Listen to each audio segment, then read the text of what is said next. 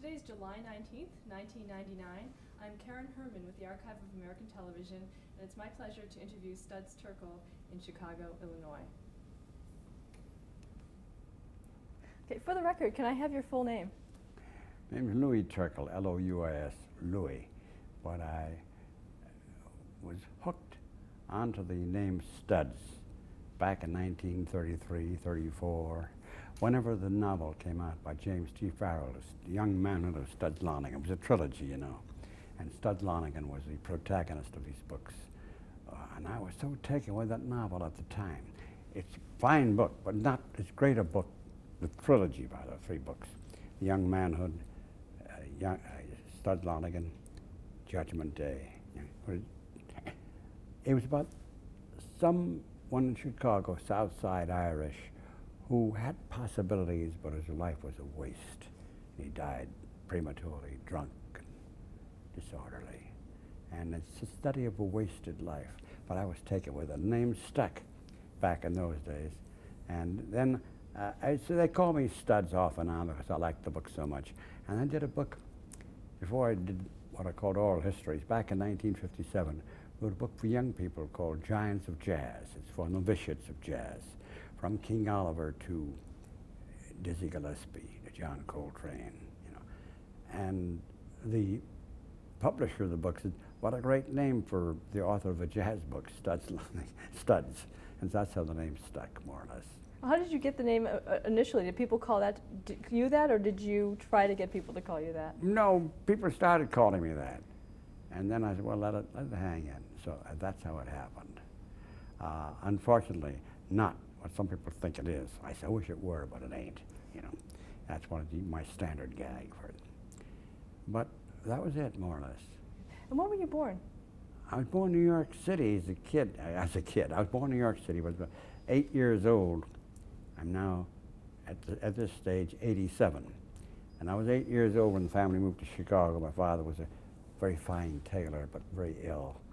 And fortunately, his sister was married to a rather affluent guy who owned real property in Chicago.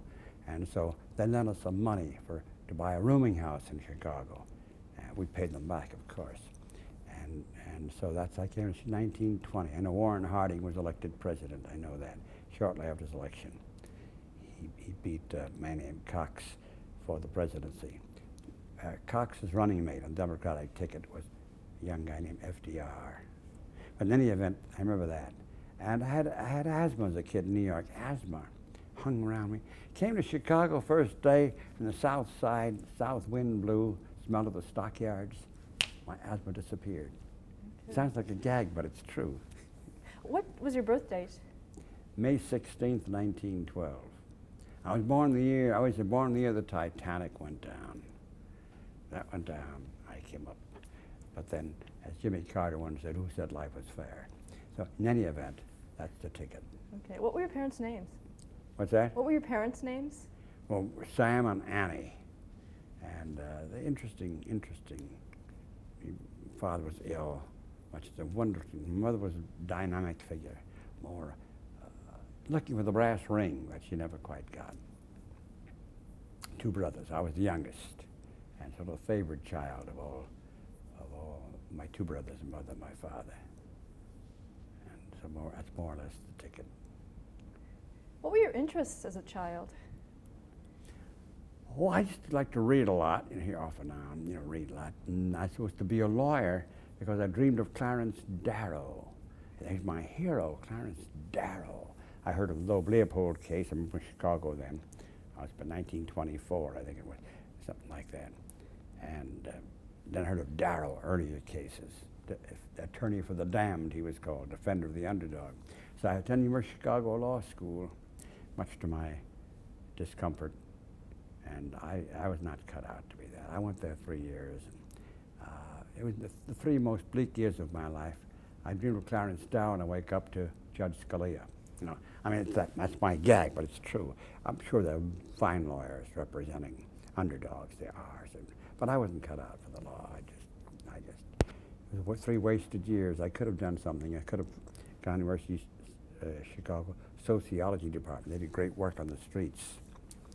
the street gang work, way back in those days. Could have been anthropology or history or something. Instead, I stuck with the law. When you were a kid, what did you want to be when you grew up? What's that? When you were a kid, what did you want to be when Well, you grew up? I think a lawyer was more or less a lawyer. Because as a kid, I was bitten by the idea of Clarence Darrow. Yeah. Did you go to movies as a kid?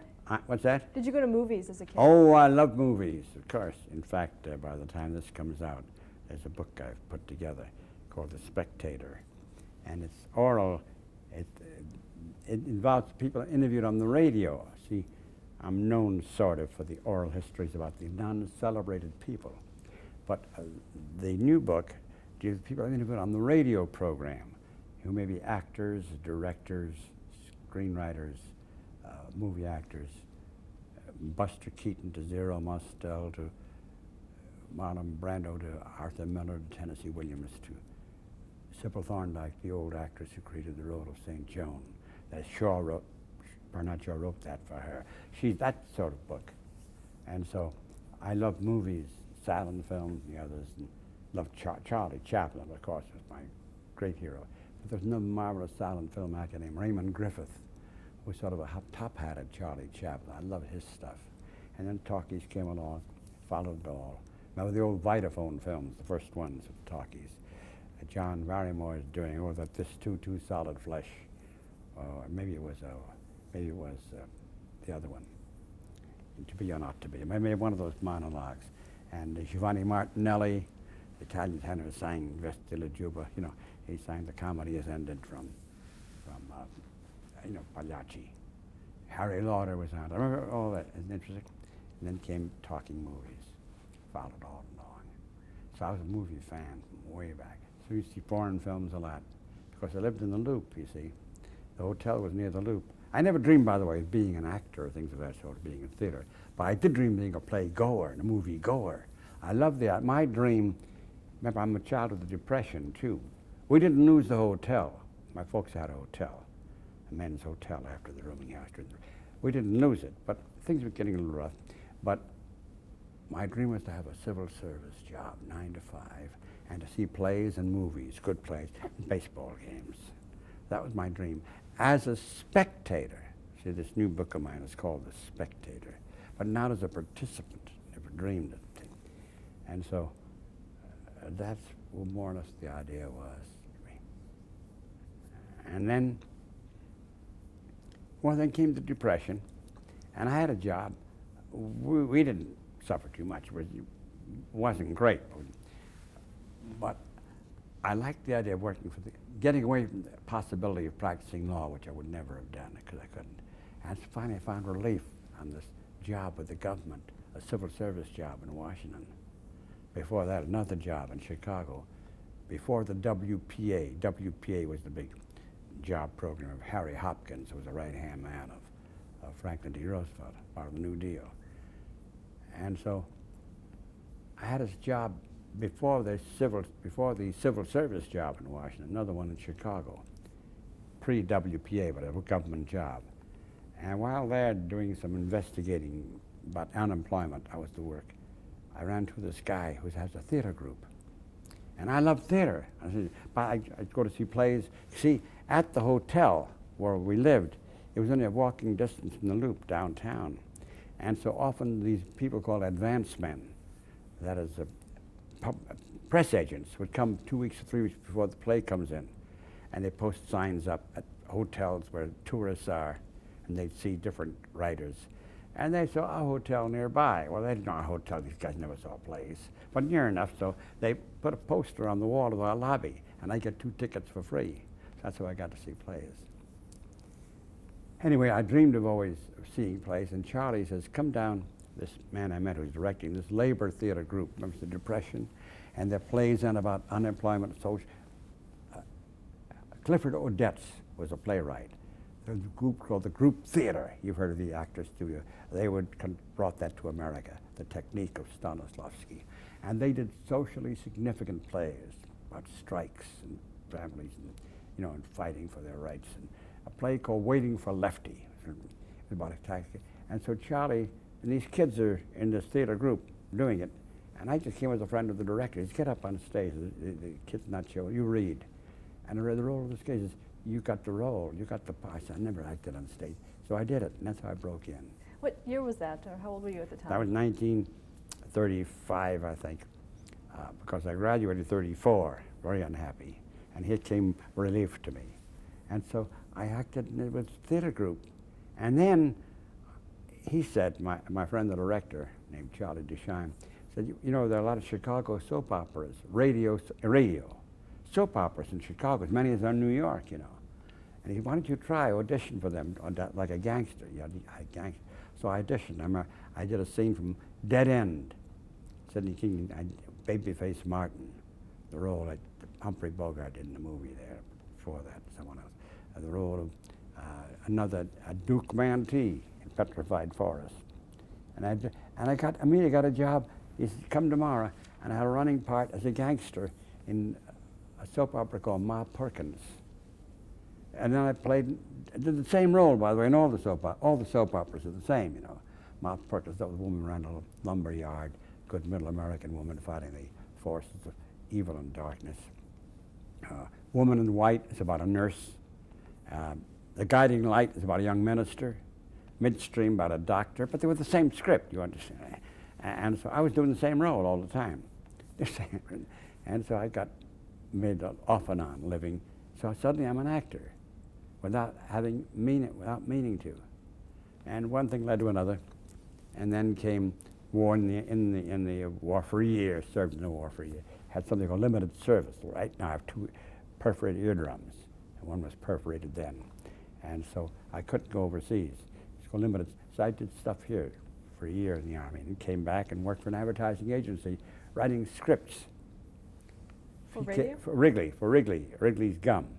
But there was actual dramatic scripts sponsored by them, or by the mutual insurance company of Omaha. So I became a script writer.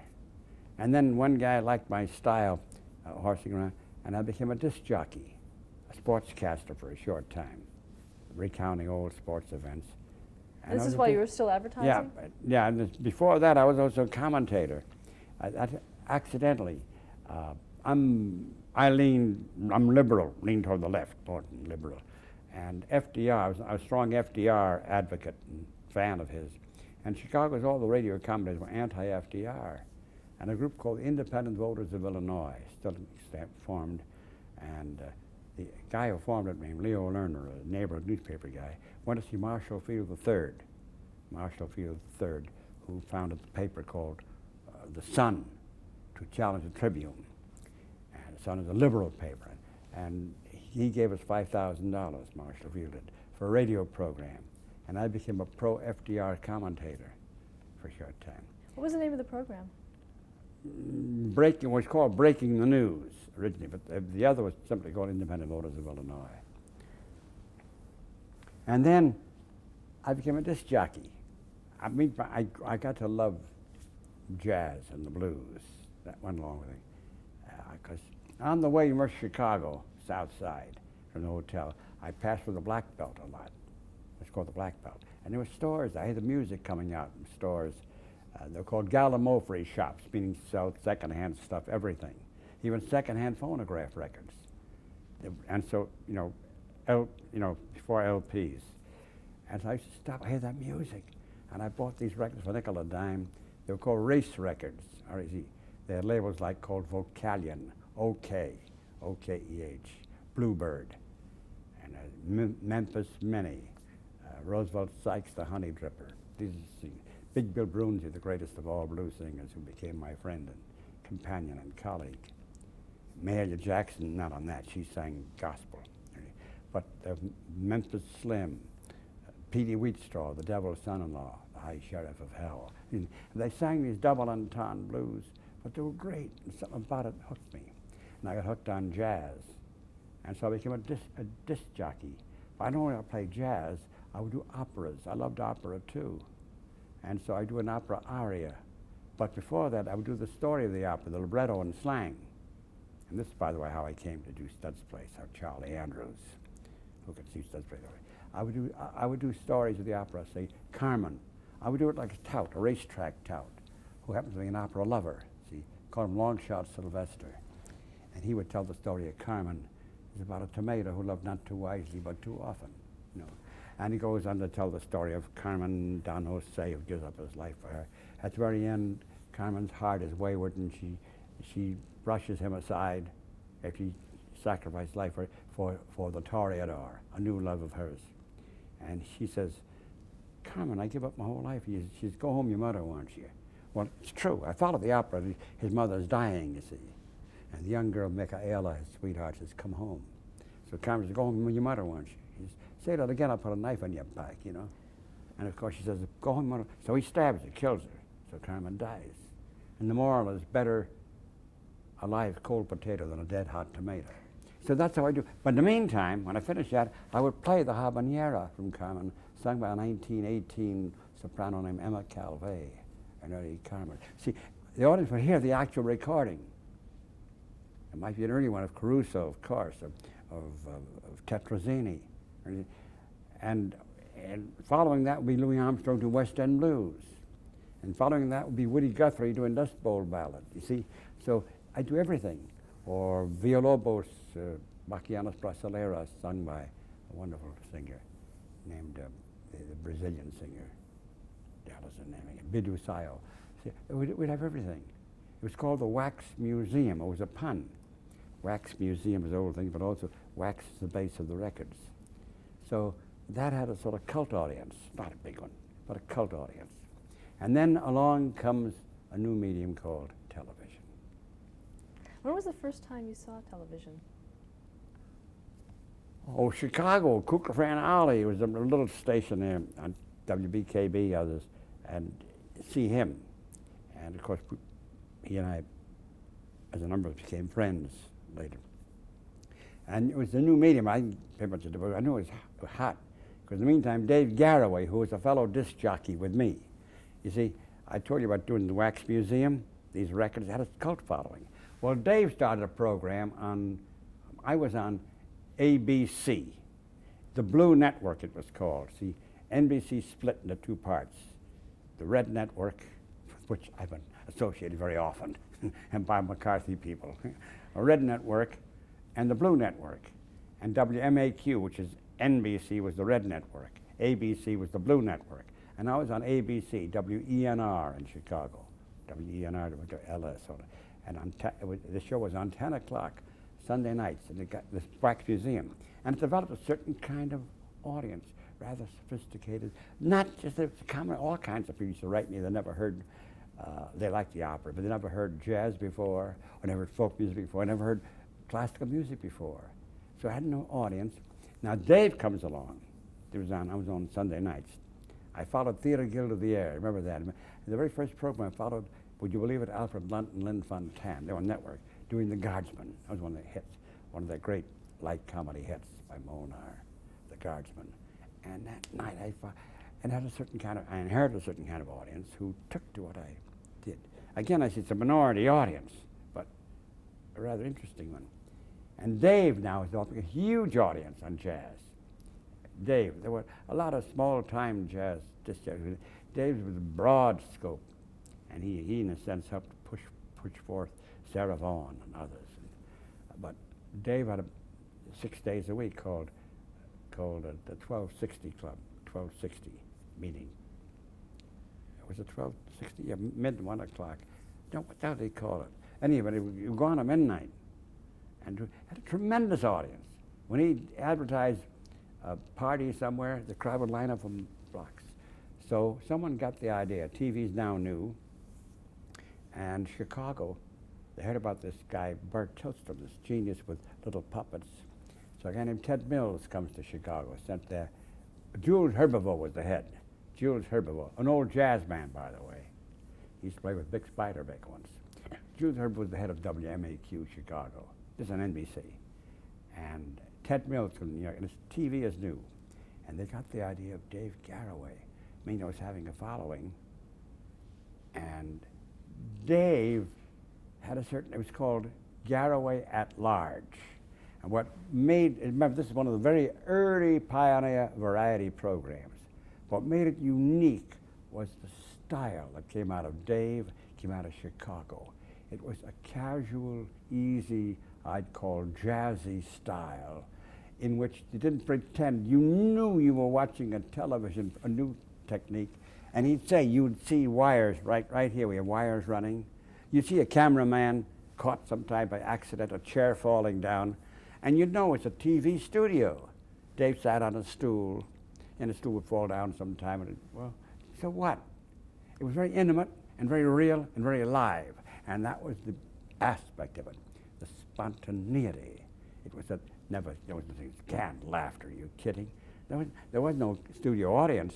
The audience, but you were seeing something exciting with Dave, and then the talent he had, the singers, and the comic and the musicians. But it was Dave's aura of ease, and of course there was Burr Tillstrom, whom I call the genius of Chicago. Burr, now imagine Burr. He tells his own story, how he broke in as a puppeteer, WPA for a while, played in neighborhoods, communities. But Burr, remember, here he is, this one man with little rags in his hand, little doll, rags in his hand, who become humans. Now, I'll tell you a story of me and Burr being on with him one time. And it's an experience I shall never forget. It was quite remarkable. Now what he does, he is the puppeteer who makes these little things in his hand come alive. The little raffish little witch, Beulah witch, or the elegant small-town dowager, Ophelia Oglepuss, with a huge bosom, and the Southern Colonel Cracky, who's her boyfriend, her suitor, courts her, you know. And of course Kukla himself, the little guy who's in charge, and of course Ollie Dragon, who's the boy with the prehensile one tooth, and of course the live person, the lovely, wonderful Fran Allison, who was the straight man, straight woman. And so these are two programs, and suddenly people are catching on. And then Charlie Andrews knew about me in the Wax Museum, and jazz. Me and him we had similar tastes. Charlie, who wrote the Dave Garroway show. See, Charlie's a key figure, by the way, in Chicago TV. The third show was called Stud's Place. Charlie got the idea of me, and first of me and a pianist named Carolyn Gilbert. Before we go to that, you were about to tell us a story about you appearing on Kukla, Fran, and Ollie. Well, I'll do it now. It's not Okay. in chronological order. Okay. After Stud's Place, we'll talk about that. You'll fill it in. Stud's Place then became accepted, along with Kukla, Fran, Ollie, and Garroway at Large, as the three Chicago, leading up to the three Chicago programs that John Crosby, who was the preeminent critic of the country, of the New York Herald Tribune at the time. John Crosby was a combination of Brooks Atkinson and Roger Ebert and Pauline Kael, all of them all put together. You know, he was the critic, great taste. And he says the three Chicago programs represent something new in this new medium. The three are Garroway at Large, Kukla, and Ollie, and Stud's Place. We'll talk about that program, Stud's Place, in a moment. After I was on for time, then things happened, such as the Cold War, and such as Joe McCarthy, and such as the Scare. And I remember I was waiting for Lefty way back. I was in a lot of these plays, and I played before picket lines and all. And did I sign petitions? You bet I signed petitions, you know. And I'll tell you the story in the lead up to Kukla, Fran, and Ollie. And so the show is being taken off the air. Oh, we got all kinds of letters. By the way, the public never knew why I was just taken off the air. Because along someone comes from New York and says, we're in big trouble. I said, well, who's we, you know? And I remember my name appears in many of these petitions. Anti-war, anti-Jim Crow was the phrase, you know, peace with the Soviet Union, because they were our allies after all. Only lost 20 million in the war on our side. Anyway, so I signed all this stuff. And so they're saying to me, you know, communists may have started these petitions. I don't care who started them. I do believe. And I went, and, well, is that your name? I said, yeah. Well, can't you, here's what you can do. Say you were duped. You were duped. You didn't mean to do it. You're sorry. But I wasn't. You see, now, to this day, people think I'm a hero. Stud, you stuck up with I wasn't a hero. I was scared stiff. But I have a big ego, you know. I wasn't duped. To be duped means you were dumb. I didn't think I was dumb. In the first place, I am against Jim Crow. I don't give a damn who else is for it, you know. I am against stupid things called war. I don't give a damn who's... And so I said, no, I'm sorry, you know. And one of the shows, they dropped the show. It had nothing to do with heroin. It had to do with my vanity. It's simple as that. And now I'm not working. But some people like me here and there. In the trade, they all like it. Public, by the way, didn't know about this. But a few legionnaires in town would make it. Whenever my name appeared, they would protest and scare people. And I finally got a job, a local cleaning store chain called Leader Cleaners said, we'll put you on, this guy liked me. It was 10 o'clock at night, 11, and I had an audience of about 25 people, 24 insomniacs and one night watchman. You know, that's the audience I had. But it's a select audience. But people liked me in the trade. And Burr and his producer then, Beulah Zachary, after Beulah, which was model, Beulah Zachary's this marvelous woman who was killed in a plane crash. Beulah and Burr says, Ophelia Oglepus. They knew I used to do takeoffs on the opera, told you about.